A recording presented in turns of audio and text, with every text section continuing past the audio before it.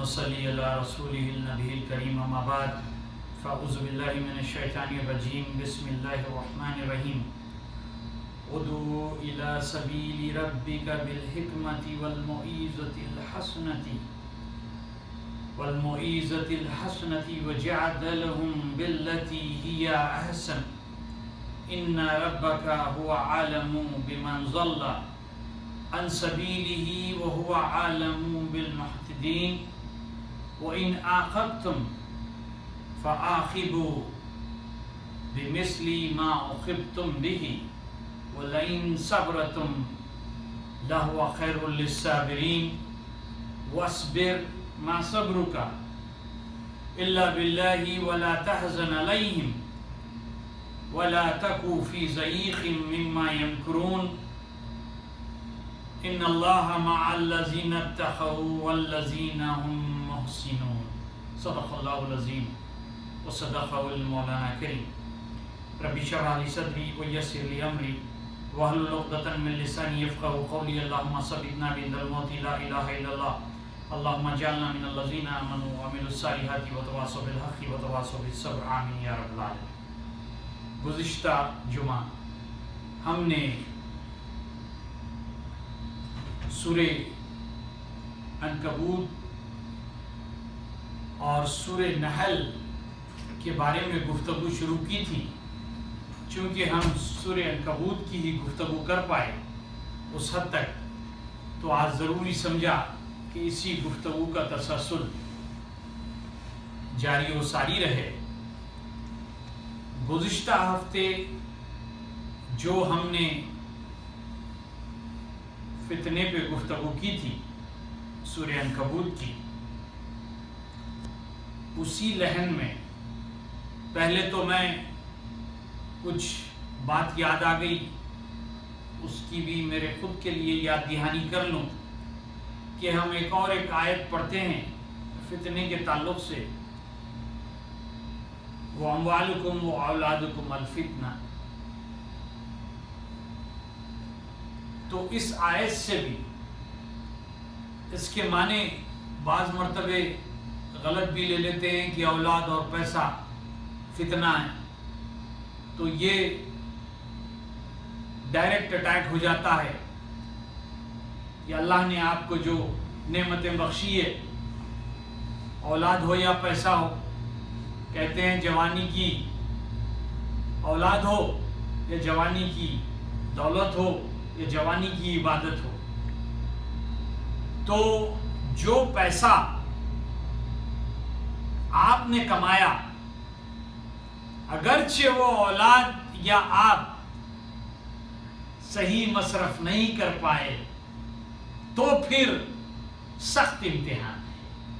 فتنے کے معنی وہی واضح طور پہ بتا دینا چاہتا تھا کہ سخت امتحان کیا آتے ہیں، تو سخت امتحان ہوگا اس کے غلط استعمال سے، جو ہر وقت میری ایک اپنی گفتگو کافی عرصے سے بھی میں کرتا ہوں، سورہ عاشوراء کی 31ویں آیت، وَمَا أَصَابَكُم مِّن مُّصِیبَةٍ فَبِمَا کَسَبَتْ، کہ جو تکلیف تمہیں پہنچی تمہارے ہاتھ کی کمائی کا نتیجہ کہ تم نے اس کو کیسے مصرف کیا، اس کو کس طرح سے استعمال کیا، اس کو کس طرح سے ضائع کیا، اس کا کیسے غلط استعمال ہوا، اس سے کیا کیا نقصانات ہوئے، یہ تکلیف آپ کے اپنے ہاتھ کے پیسے میں جو کمائے ہوئے ہوتے ہیں اس سے آپ کو پہنچنے والی ہے۔ تو آج گفتگو ہم ادعو الی سبیل ربک بالحکمت والموعظۃ الحسنۃ وجادلہم باللتی ہی احسن، اللہ کے اس راستے پہ دعوت دو، بلاؤ، اس حسن سلوک سے گفتگو کرو،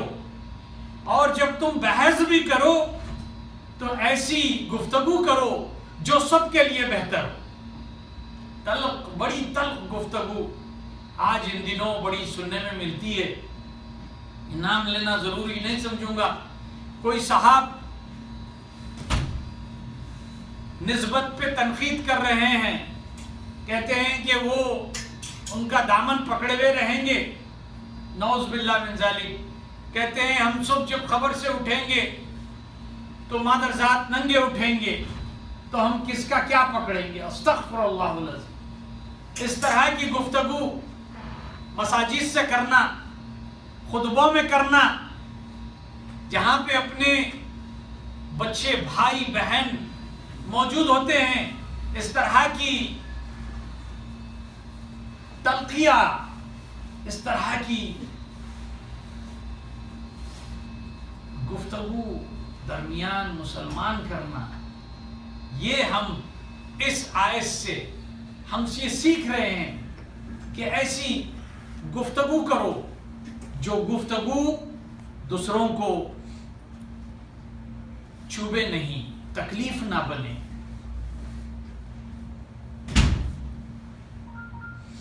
بے شک ان ربک هو عالم بمن ضل عن سبیلہ وهو عالم بالمهتدین۔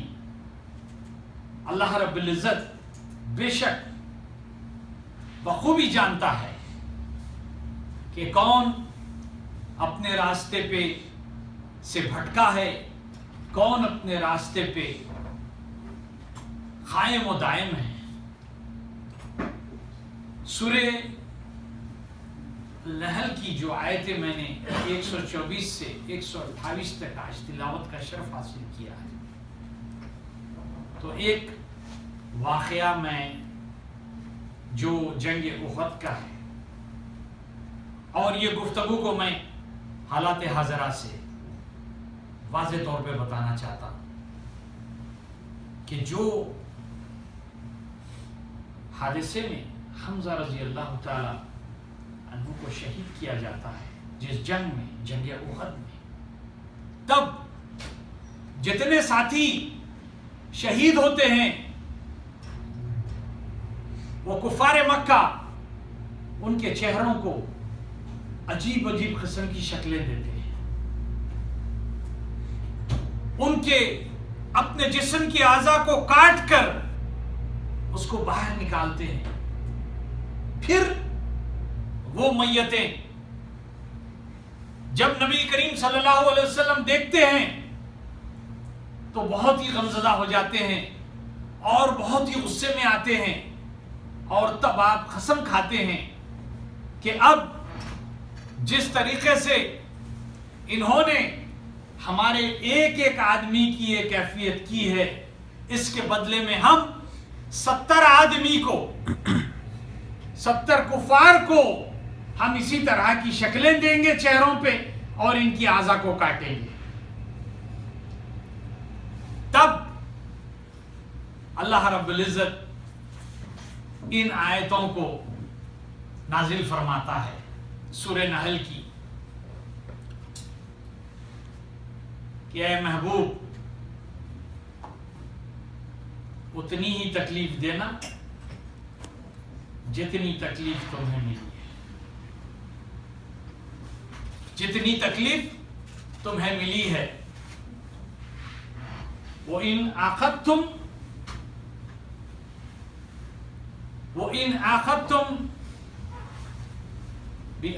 فَعَاقِبُوا بِمِثْلِ مَا عُوقِبْتُمْ بِهِ۔ اتنی ہی تکلیف دینا جتنی تمہیں تکلیف ملی ہے۔ پھر فرماتا ہے وَلَئِن صَبْرْتُمْ لَهُوَ خَيْرٌ لِلصَّابِرِينَ۔ صبر کرنے والوں کو بے شک وہ پسند فرماتا ہے، صبر تمہارے لیے بہتر ہے۔ تو یہاں پہ قرآن یہ فرما رہا ہے اگرچہ تمہیں کوئی تکلیف پہنچائے تو اتنی ہی تکلیف پہنچانا، اس سے زائد نہیں پہنچانا۔ اگرچہ تم صبر کر سکتے ہو تو صبر کر لو، کیونکہ تمہیں صبر بہتر ہے۔ وَاصْبِرُوا مَا صَبْرُكَ إِلَّا بِاللَّهِ وَلَا تَحْزَنْ عَلَيْهِمْ وَلَا تَكُوا فِي ضَيِّقٍ مِّمَّا يَمْكُرُونَ۔ تم ان کے فریب، ان کے اپنے اس پلاٹس جسے کہتے ہیں، جو منصوبے بناتے ہیں، تم ان کی طرف توجہ نہ دو، ان کے بس منصوبوں سے ہوشیار رہو، تم ان کے ساتھ وہ نہ کرو جو تم نے قسم کھائی ہے۔ اور اے محبوب، صبر جو میں تمہیں دے رہا ہوں، وَاصْبِرْ مَا صَبْرُكَ، یہ میری طرف سے، الا باللہ، یہ میری طرف سے ہے۔ بے شک اللہ رب العزت ہم سب کو صبر دے، تاکہ جس طرح سے مسلمان جو یہ کہہ رہے ہیں کہ ہم مسلمان ہیں اور معصوموں کی جان لیتے ہیں ساری دنیا میں، یا پھر جو وہ کر رہے ہیں تم وہ کر دکھا رہے ہو، سورہ نحل کی اس آیت کریمہ کے مطابق اللہ رب العزت ہمیں سمجھا رہا ہے، تو ہم یہ بالکل ہی یقین نہیں کرتے کہ ایک مومن قرآن کی اس تعلیمات کے بعد معصوموں کی جانیں لے سکتا ہے۔ یہ مومن کا کام نہیں۔ بے شک یہ کوئی درندے ہیں، یہ کوئی سیاست ہے جو ہمارے نام اور ہمارے ریلیجن کو استعمال کر رہے ہیں۔ ان اللہ مع الذین اتقوا وهم محسنون۔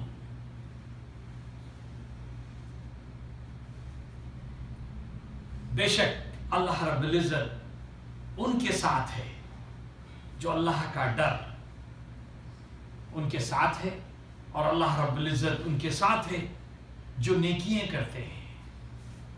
تو ہم جو آئے دن گئے جس طرح کے یہ معاملات سننے میں آتے ہیں، تو ہمیں چاہیے کہ اس کو کمپلیٹلی اس کا اختلاف کریں، اور ای میل کے ذریعے جہاں جہاں ہو سکتا ہے فون کے ذریعے یہ بتائیں ہم کھلے طور پہ کہ یہ ہماری قرآنی تعلیمات نہیں ہو سکتی ہے، نہ ہمیں اس طرح کی اجازت دی گئی ہے کہ ہم کسی کو بھی مارنا یا اس معصوم جانوں کو لینا۔ بے شک بدلہ اس حد تک ہے جس حد تک تمہیں جس نے بدلہ لیا ہے، تم کسی کا بدلہ کسی پہ نہیں نکال سکتے ہو۔ تو سورہ نحل میں خاص طور پہ ہمیں یہ پیغام ملتا ہے، تو اللہ رب العزت ہم سب کو اس پہ عمل کرنے کی توفیق عطا فرمائے، اور رب العزت جو اسلام کے نام کو بدنام کر رہے ہیں یا پروردگار ان کو، ان کے چہروں کو، اصلیت کو دنیا کے سامنے لے آئے۔ وآخر دعوانا الحمدللہ رب العالمین۔